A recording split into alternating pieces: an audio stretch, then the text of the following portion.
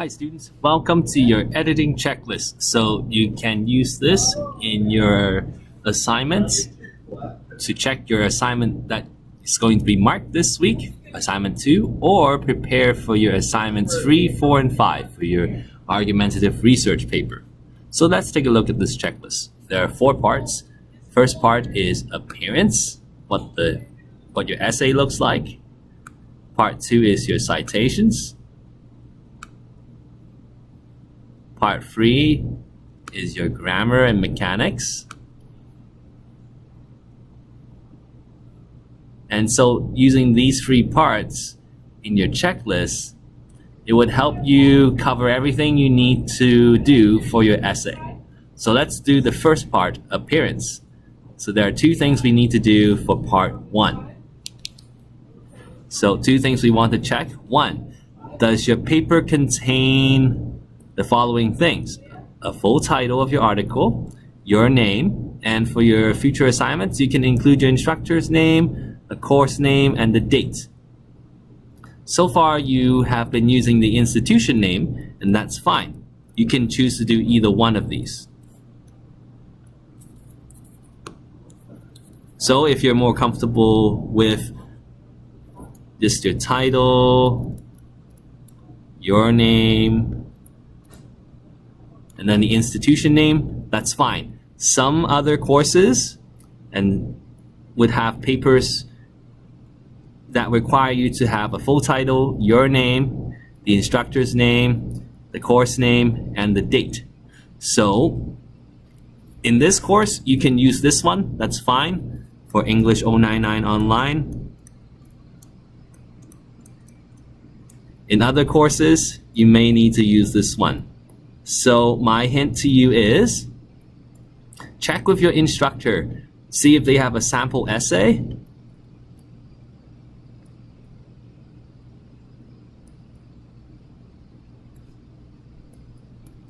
Or ask your instructor.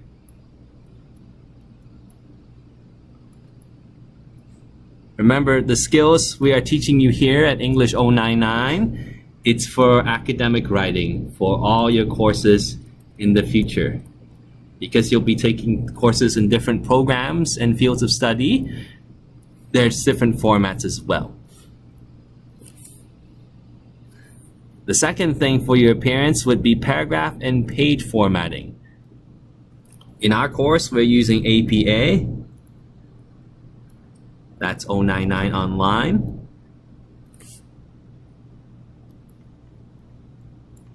Other courses in English would have MLA, and other courses, say in film or law, would have CMS. So double check your formatting rules depending on your class. And you know by now, for English 099, we use APA. So check though, there are some common things you need to do for all the styles. You need to check if you have a paragraph indent at the beginning of each paragraph, double spacing, and margins around each page. For Microsoft, this is already defaulted, so you don't worry about that.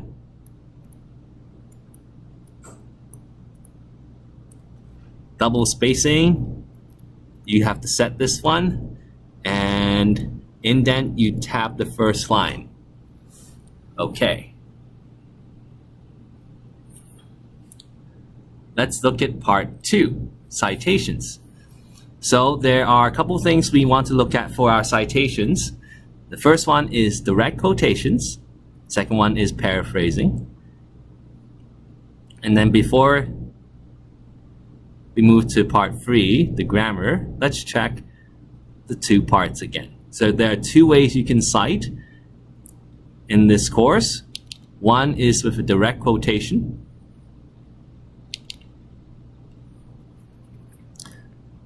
So with direct quotations, it is the author's words and author's idea.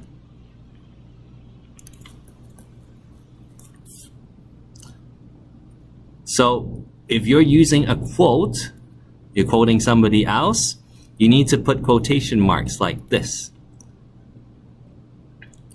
So you can find on your keyboard quotation marks. Make sure to put an open quote and an end quote. Now the next step is very important. You present the evidence as a quote.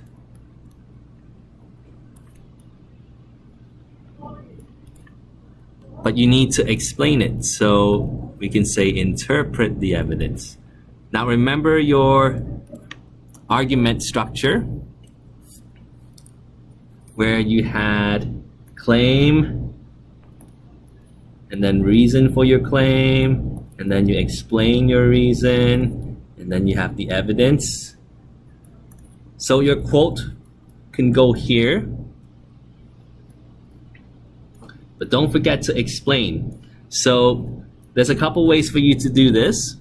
In your outline for your opinion essay, we have this structure: claim, reason, explain your reason, and give the evidence before you conclude. You can also try a different structure where you make your claim, you present your evidence that supports your claim,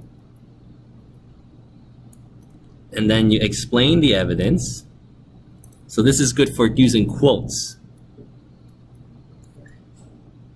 And then you can conclude because you've explained already. So that's another structure for your argumentative essay that's coming up. Argumentative research essay. So this was week 2. You can use week 2 structure if you want, or you can use this other structure for weeks 3 to 6 from now on. Totally up to you, but make sure to explain your quotation. Next, when you introduce a quote, you should name the author and use a version of the word that says. So other words that is related to says could be states, could be argues. Those are 2 of the common ones. And then you can check for more. You can use words like posits and so on. You can check those in the dictionary or the source. So basically you want the author, you name the author, and then says, or if you have authors, you say authors say, and then you have your quote. I'll replace the quotation marks with a bracket so it's easier for you, like this. And then you have your quote.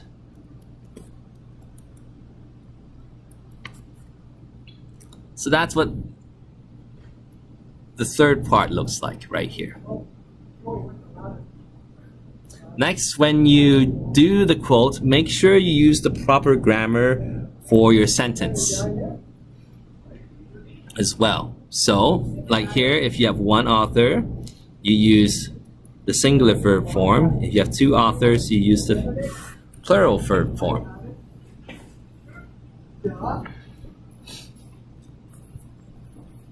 The 4th point here, introduce the quote with a full sentence or punctuation.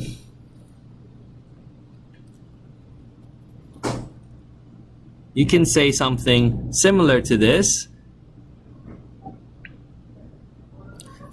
Here is where you would have your claim or reason. These would introduce your quotes as well as the explain. So in week 2 structure, you can introduce the quote before you give the evidence. So introduce the quote before part 4. So it's probably good to introduce in part 3. Here, if you're using a simpler structure, you would introduce the quote here.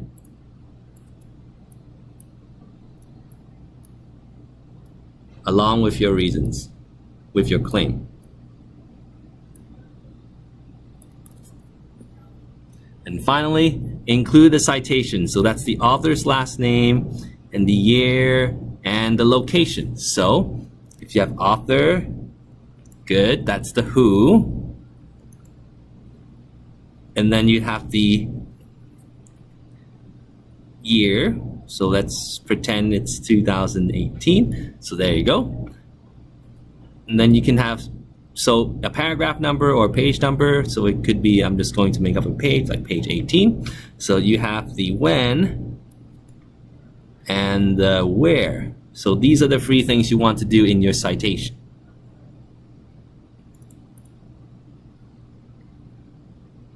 If you're just quoting the sentence, this one is part of the sentence. You are citing the author, and then the author says, and then you go on, ... quote. This one is part of the sentence. If you have already introduced the quote, so this is the quote right here. And if you want to cite after the quote, you'd put in brackets author. And this is all one line. The year. And then the page number. Like that. All in one line. So this is not part of sentence.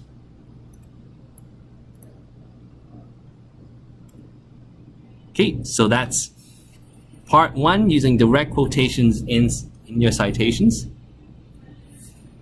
What about paraphrasing?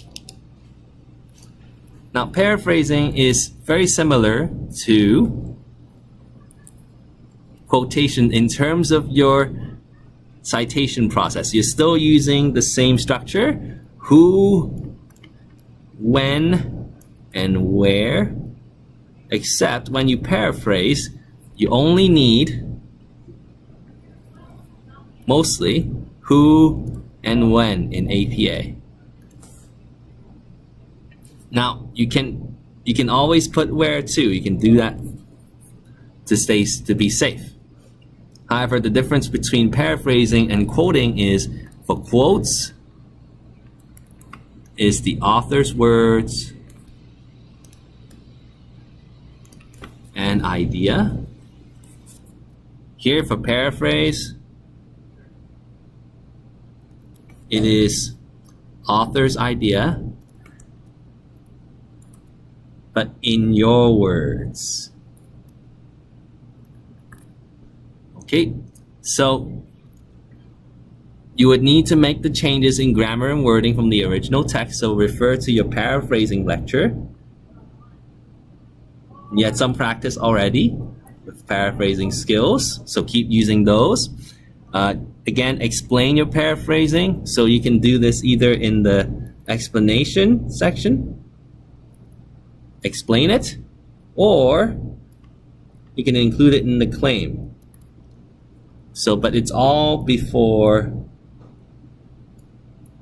the paraphrase. Okay. So again, you can paraphrase as part of the sentence. So, author found something. So this is my paraphrase right here.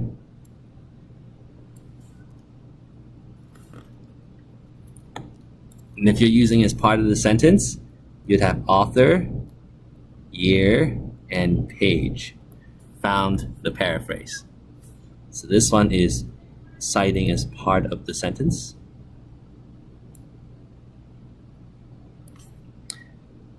And if you just do the paraphrase first,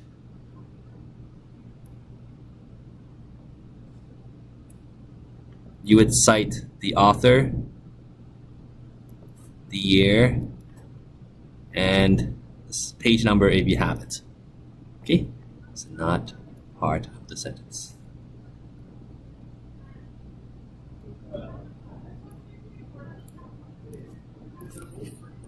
Okay, last part. Grammar and mechanics. So there's 6 things we want to look at for grammar and mechanics. We'll go through the first 3 first. So the first one is verbs, second one is sentence structure, and the third one is diction in terms of words and expressions. So verbs, remember we have the verb rules that we want to practice and follow. Okay, so we want to look for consistency in voice, tone, and tense.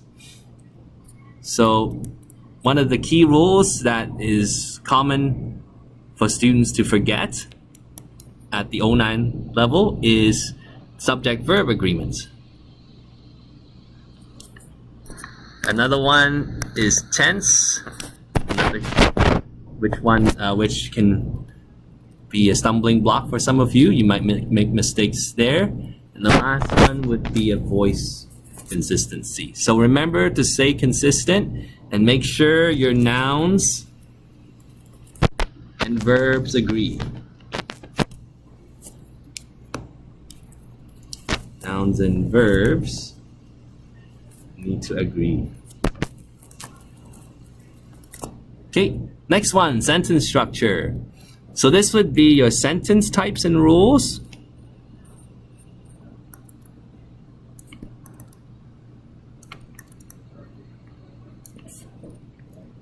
So remember, we have 5 types of complete sentences.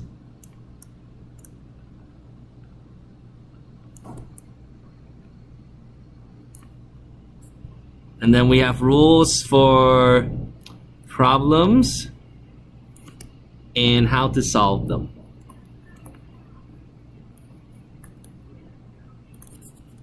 So you can refer to last week's lecture on those things. The main errors that we've seen are sentence fragments, which are dependent clauses. Remember the 2 ways of doing this? So one is you're missing a subject or verb, or you have a subordinating conjunction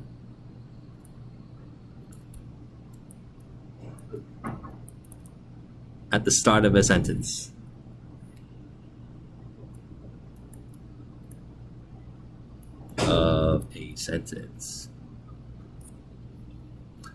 So that would be, for example, when I study, and you sort of put a period there.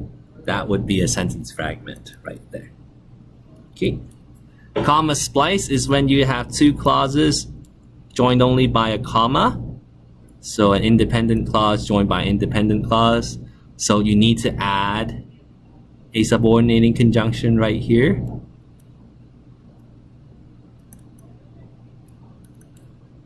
You can check the rules again and how to fix them. And the last one is a few sentence where you have 2 independent clauses with no connections whatsoever, not even the comma. So you can either use a comma and a subordinate conjunction if you want to make them into one sentence. You can also use semicolons to fix them too. Remember the rules, use the right ones to get the sentences correct. Last thing we also want to worry about in sentence structure are 2 things. One is whether they are confusing. We have awkward sentences. A good tip for these, check each sentence and each clause for subject, verb, object. If you can do this and the sentences make sense, they're very likely to be clear and not awkward.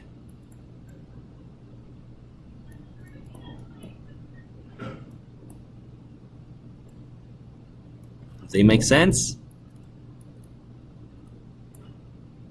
your sentences should be okay.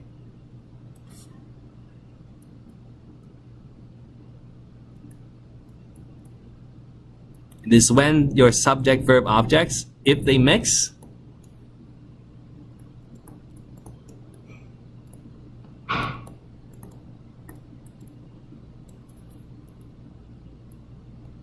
then the sentences are not okay. And the last one, after checking each sentence, actually proofread to see if they're complete sentences and correct and clear. Try to use a variety of them. So at your level, at 099, we expect variety. So try your best to include simple sentences, complex sentences, compound sentences, or complex compound sentences. So we taught you these different types. Try to use more than one type. So if you have only one, so try to use each type in your essay. So remember, these sentences help you connect ideas together. So this is part of your academic writing. Okay. For part 3, want to check your paper for the words and expressions themselves. Once your sentences are okay, check also the words as well. See if you're choosing the right words for these. You're looking for the right words. So here for all of these, especially for word form and word choice, the right type of word here. So these two is part of yesterday's lecture on vocab building. The word parts. Remember, we have those roots, your prefix, stem, and affix.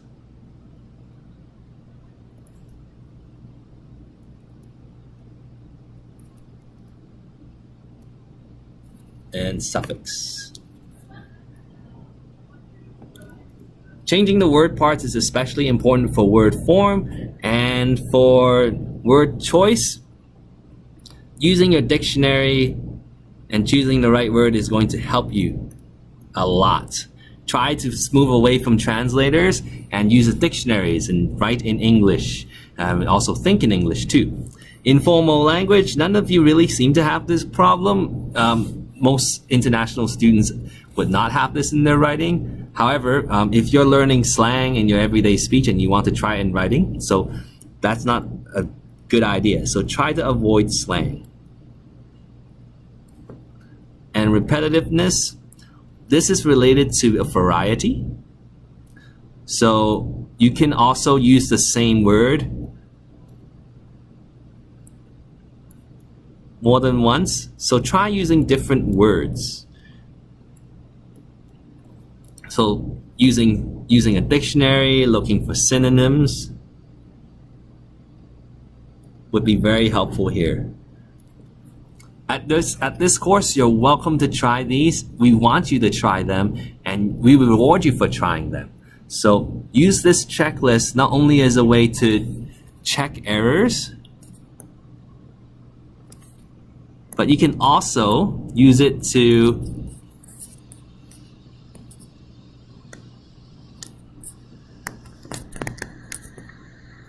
meet the requirements, to do what you need to do.